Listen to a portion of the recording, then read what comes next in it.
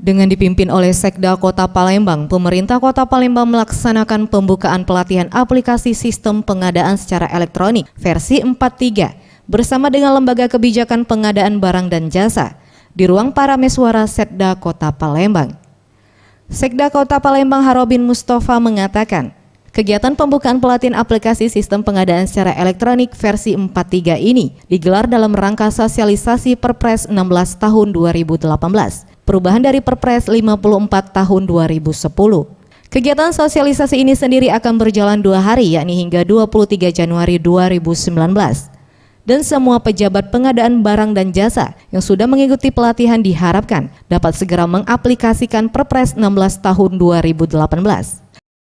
Saya minta selesai besok, ini kedua hari ya. Harus saya minta kalau memang nggak cukup 2 hari, 3 hari. Selesai dari sini saya minta seluruh PPK pengadaan barang jasa bergerak langsung untuk melaksanakan kegiatan. Kita tidak boleh menunggu. Tahun kemarin kita sudah melaksanakan kegiatan ini lebih cepat, lebih dini.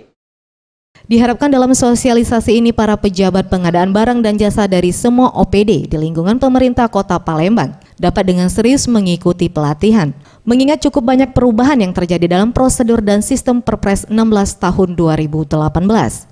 Tim Liputan, Sriwijaya TV.